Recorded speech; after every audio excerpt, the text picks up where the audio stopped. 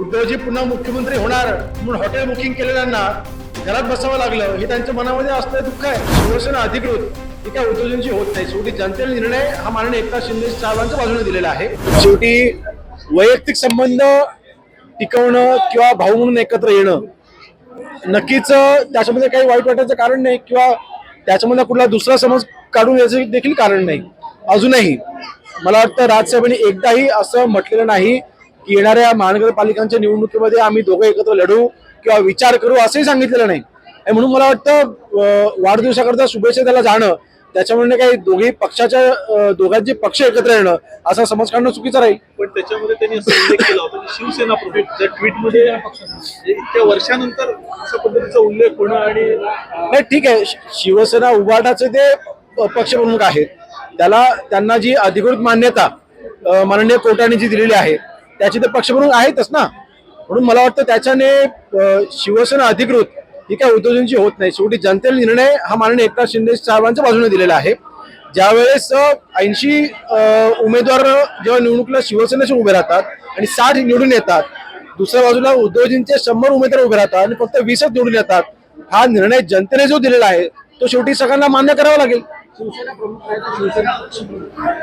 प्रमुख नाही, मला वाटतं शिवसेना प्रमुख हे फक्त आणि फक्त बाळासाहेबच होते आणि बाळासाहेबच राहतील। त्यांची जागा पक्षप्रमुख शिवसेना प्रमुख म्हणून दुसरं कोणी घेऊ शकत नाही। माननीय एकनाथ शिंदे साहेबांनी स्वतः हे सांगितलेलं आहे की शिवसेना प्रमुख हे एकच होते, बाळासाहेबांनी ते एकच राहतील।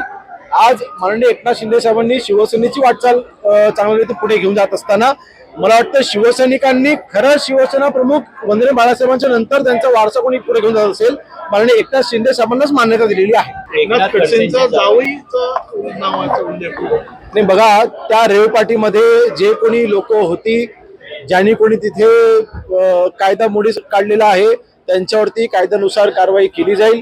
अशा पद्धतीच्या पार्ट्या या अर्थातच या पार्ट्यांवरती आपण ज्या वेळेला वेगवेगळी कारवाई केली आहे तिथे कुठेही राजकारणाचा प्रश्न नाही।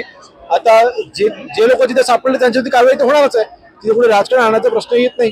दुसरीकडे आता रामदासबाईंनी देखील एक उल्लेख केला की एकनाथ शिंदे साहेबांच्या मंत्र्यांना बदनाम करण्याचं कटकारस्थान सुरू आहे की काय अशी त्याने एक शंका व्यक्त दिसते ना। आज उभाटाच्या माध्यमातून फक्त एकनाथ शिंदे साहेबांच्या असलेल्या सहकार्यांवरती बेछूट आरोप करणं, कुठलेही पुरावे ठोस पुरावे न देता आरोप करणं, फक्त बदनामी करणं, विधिमंडळाचे नियम पायदळी तोडवून तिथे काही गोष्टी तिथे मांडणं किंवा जनतेसमोर मांडत असताना अर्धवट गोष्टी सांगणं, मला वाटतं हे फक्त बदनामी करण्याचे कटकारस्थान स्पष्ट दिसून येते।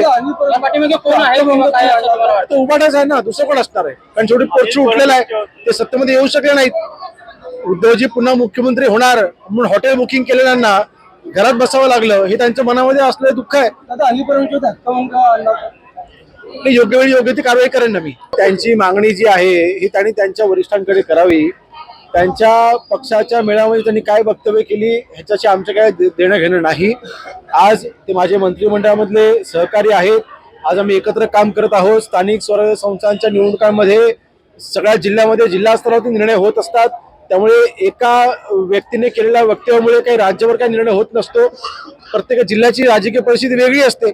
आज आमचंही म्हणणं आहे की रत्नागिरी जिल्ह्यामध्ये शिवसेनेची ताकद जास्त आहे, त्यामुळे शिवसेनेने सोबत लढावं ही आमची देखील मागणी आहे। परंतु शेवटी आमचे नेते मंडळी जे काही निर्णय देतील आमच्याकरता एकनाथ शिंदे साहेबांचा आदेश हा अंतिम आदेश असेल, त्यामुळे साहेब जो आदेश देतील त्या आदेशाचं आम्ही पालन करणार।